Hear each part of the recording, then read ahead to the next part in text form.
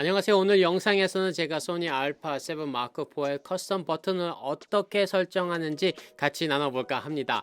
이 영상은 참고로 봐주시면 좋을 듯 하고요. 여러분이 지금 알파 7 4를 안 가지고 계신다고 해도 알고 계시면 분명히 도움이 되리라 생각이 듭니다. 먼저 커스텀 버튼에 가기 위해서는요, 메뉴 맨 밑부분에 가방 모양의 셋업 메뉴를 가시면은 다이얼 커스텀 섹션이 있고요. 바로 사진과 영상용 키 버튼이 나오게 됩니다. 오늘 영상에서는 영상용을 중심으로 말씀을 드리겠습니다. 렌즈까지 포함하면 총 17가지 커스텀 버튼이 있습니다. 그럼 한번 하나씩 알아보도록 하겠습니다. 카메라 뒤쪽부터 보게 되면요, AL, AF ON, 그 다음에 C1, C3, 그리고 쓰레기통 모양의 C4가 있는데요. 저는 AL 버튼을 먼저 화이트 밸런스로 세팅을 하였습니다. 저도 영상을 많이 배우다가 보니까 상황에 따라서 화이트 밸런스를 바꿔야 할 때가 있더라고요. 그래서 바로 필요할 때 사용할 수 있도록 오른쪽으로 제일 먼저 세팅을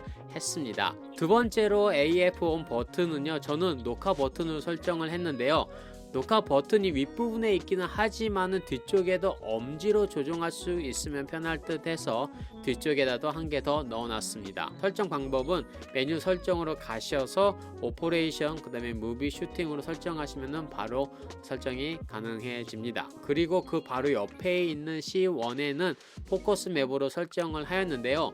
종종 영상을 찍고 포커스를 잘 맞췄다라고 생각을 했는데 실제로 큰 스크린으로 보게 되면 포커스가 완전히 날아갔을 때가 있는데 그때도 저희 멘붕이 오고 멘탈도 날아가 버립니다. 특히 제품 영상을 찍을 때 내가 실제로 원하는 곳에 포커스를 하고 있는지 확인을 할 수가 있기 때문에 이번 알파 7 4에 들어온 기능으로 설정을 하였습니다. 그 옆으로 가게 되면요, 메뉴 버튼 옆에 C3에는 APS-C 센서 크롭 모드로 설정을 하였는데요.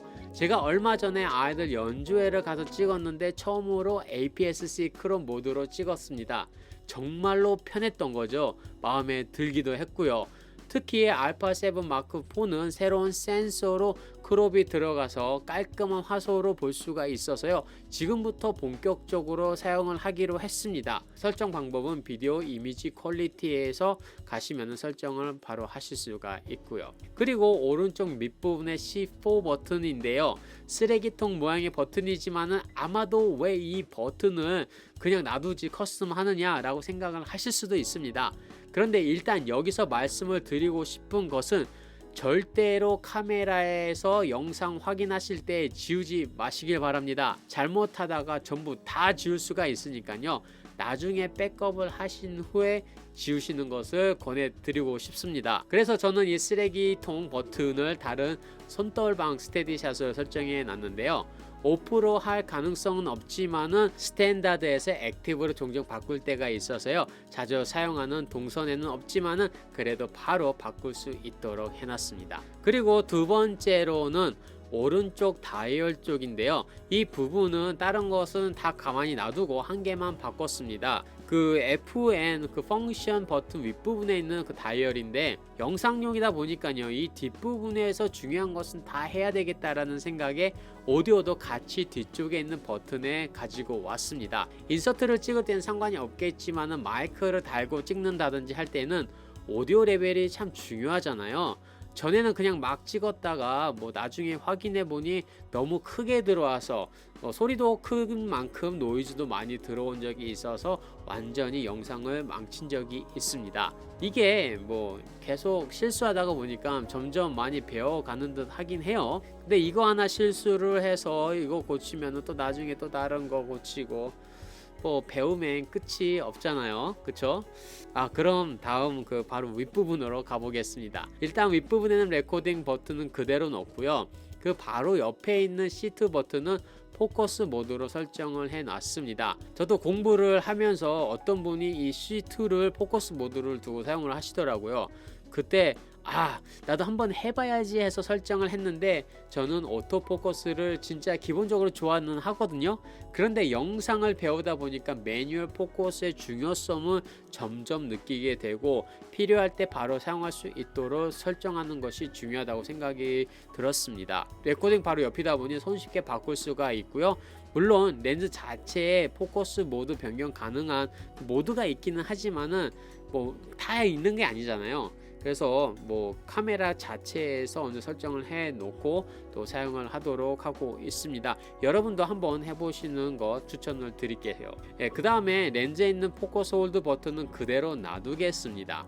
마지막으로는 다이얼인데요. 다른 모드와 그 다음 매뉴얼 모드와 또 다르게 설정할 수가 있는데 저는 같이 설정을 하도록 하고요.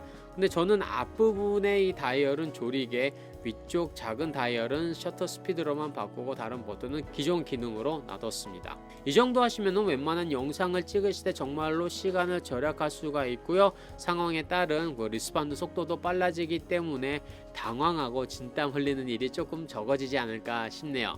그리고 한 가지 더 해두시면 좋은 것은요, 파워 세팅 옵션에서 오토 파워 오프 온도를 하이로 해주시면은 발열로 인해서 꺼지는 것을 조금 더 길게 하실 수가 있습니다. 아마도 카메라를 좋아하시는 분들은 발열에 관해서도 궁금해 하시겠지만은 발열만 다루는 테스팅은 하지 않겠습니다. 그런데 제가 이것저것 만져보고 테스팅 해봤는데 생각보다 이 바디 자체의 온도가 금방 따뜻해지더라고요.